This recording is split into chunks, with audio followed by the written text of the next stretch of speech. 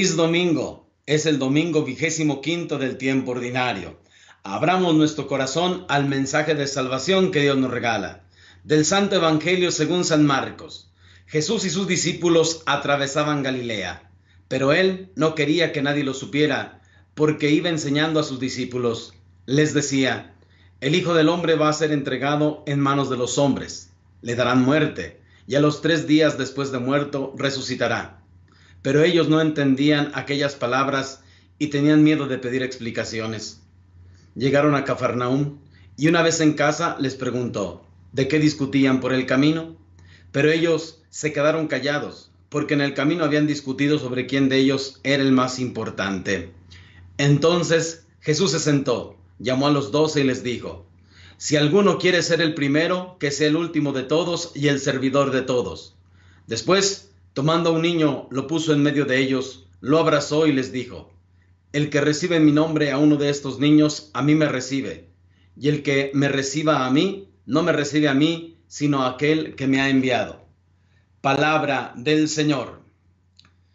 Mis hermanos, leemos en el Evangelio que Jesús y sus discípulos atravesaban Galilea y Jesús no quería que se enterara la gente.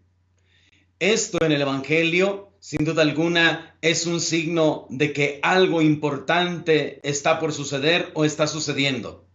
Y es que, efectivamente, Jesús no quiere interrupciones porque iba aleccionando a sus discípulos. Pienso que este puede ser el primer punto que nosotros podemos meditar en este día de la palabra de Dios. Porque también nosotros, cuando vamos a la Eucaristía, vamos precisamente para estar con Jesús, porque Él en su santa pedagogía nos va llevando y adentrando en los misterios del reino. Por eso, cada uno de nosotros al ir a la Eucaristía debe tener esa disposición, porque el Señor constantemente nos busca y quiere enseñarnos, quiere hablarnos de cosas verdaderamente importantes, quiere hablarnos del reino de Dios. Después, Jesús les anuncia nuevamente que va a padecer. No hay una reacción de los discípulos ciertamente expresada. Y sin embargo, los discípulos van pensando en otras cosas, en quién es el más importante. Yo creo que esto es una de las frases más dolorosas del Evangelio. Porque Jesús, mientras va hablando de su muerte, de su pasión, de lo que va a suceder, los discípulos van entretenidos en cosas sin importancia. Yo creo que muchas veces puede también pasarnos lo mismo, porque el Señor constantemente nos habla, nos da su palabra, y muchas veces nosotros no somos conscientes ni ponemos todos nuestros sentidos en escuchar, en meditar, en recibir en nuestro corazón qué es lo que el Señor quiere decirnos o transmitirnos.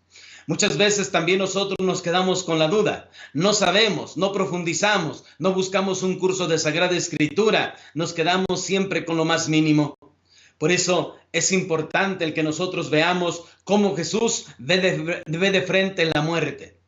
Quien ve de frente la muerte vive una vida de cara a la muerte. ¿Qué quiero decir con esto? Fijémonos, muchos de nosotros tenemos miedo a ese paso trascendental.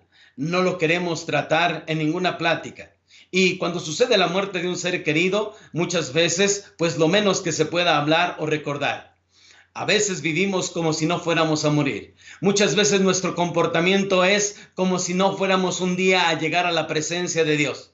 Por eso, así como vivimos, así morimos. Jesús murió de cara a la muerte, dándonos la cara precisamente para que nosotros obtengamos de él la salvación.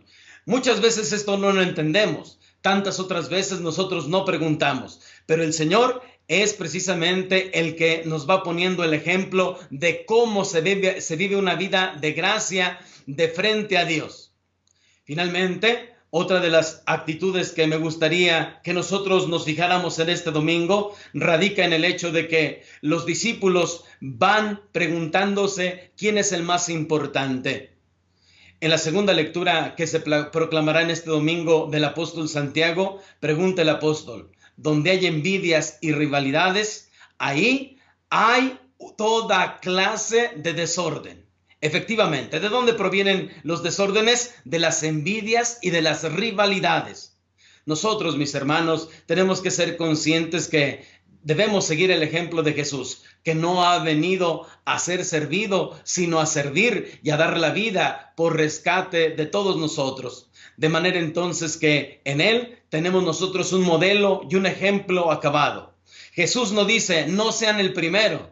Jesús dice, la forma de ser el primero.